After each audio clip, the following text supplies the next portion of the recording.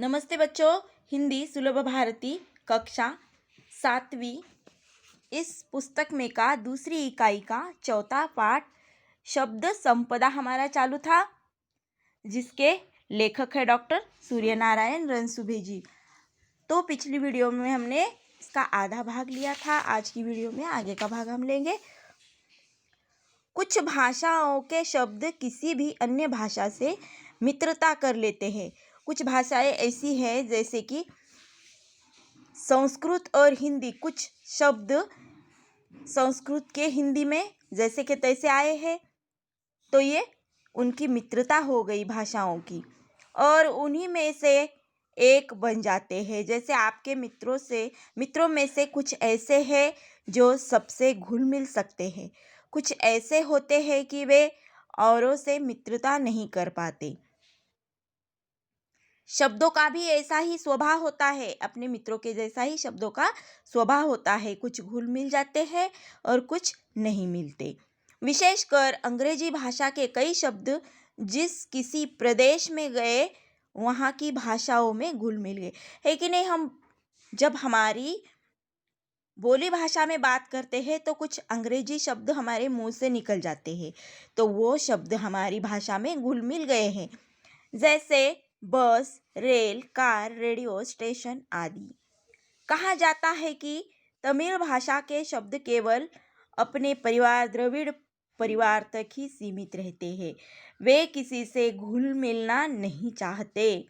अलबत्ता हिंदी के शब्द मिलनसार है, परंतु सब नहीं। हिंदी के भी कुछ शब्द मिलनसार यानी मिलने वाले हैं, लेकिन सभी नहीं।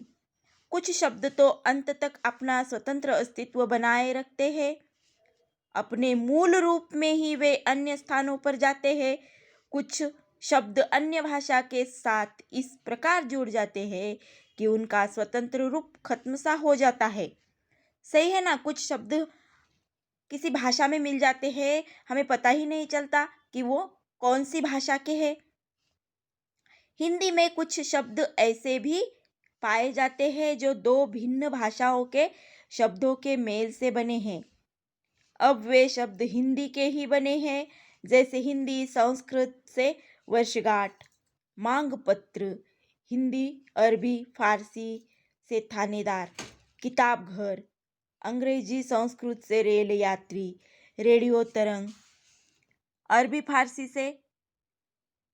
फारसी अंग्रेजी से बीमा पॉलिसी आदि। इन शब्दों से हिंदी का भी शब्द संसार समृद्ध हुआ है। कुछ शब्द अपनी माँ के इतने लाडले होते हैं कि वे मातृभाषा को छोड़कर औरों के साथ जाते ही नहीं।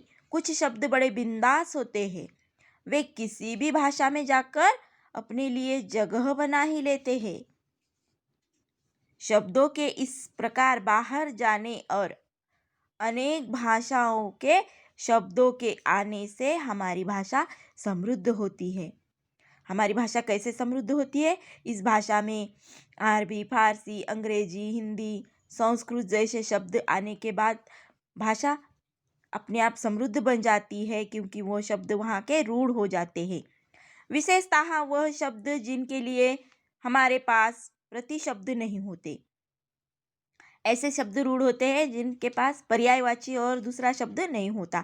ऐसे हजारों शब्द हैं, शब्द जो अंग्रेजी, पुर्तगाली, अरबी, फारसी से आए हैं, उन्हें आने दीजिए। जैसे brush, rail, pencil, radio, car, scooter, station आदि। परंतु जिन शब्दों के लिए हमारे पास सुंदर शब्द है, उनके लिए अन्य भाषाओं के शब्दों का उपयोग नहीं होना चाहिए। हमारे पास माँ के लिए, पिता के लिए सुंदर शब्द है, जैसे माई, अम्मा, बाबा, अक्का, अन्ना, दादा, बापू आदि। अब उन्हें छोड़ हम मम्मी, डैडी कहना अपनी भाषा के सुंदर शब्दों को अपमानित करना है। हमारे मुख से उच्चारित शब्द हमारे चरित्र, बुद्धिमत्ता, समझ और संस्कारों को दर्शाते हैं। इसलिए शब्दों के उच्चारण के पूर्व हमें सोचना चाहिए। कम से कम शब्दों में अर्थपूर्ण बोलना और लिखना एक कला है। यह कला विविध पुस्तकों के वाचन से, परिश्रम से साध्य हो सकती है। मात्र एक गलत शब्द के उच्चारण से वर्षों की दोस्ती में दरार पड़ सकती है। अब किस समय किसके सामने किस प्रकार के शब्दों का प्रयोग करना चाहिए, इसे अनुभव, मार्गदर्शन, वाचन और संस्कारों द्वारा ही सीखा जा सकता है कि नहीं। भाषा हमें संस्कारों द्वारा ही सीखी जा सकती है, क्योंकि किसके सामने कैसे बोलना है, किस तरह से बात करनी है, ये हमारे ऊपर निर्भर होता है।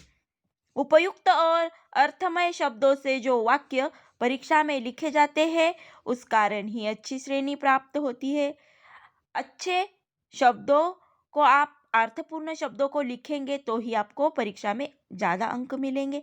अनाप शनाप शब्दों का प्रयोग हमेशा हानिकारक होता है। प्रत्येक व्यक्ति के पास स्वयं की शब्द संपदा होती है। इस शब्द संपदा को बढ़ाने के लिए साहित्य के वाचन की जरूरत होती है।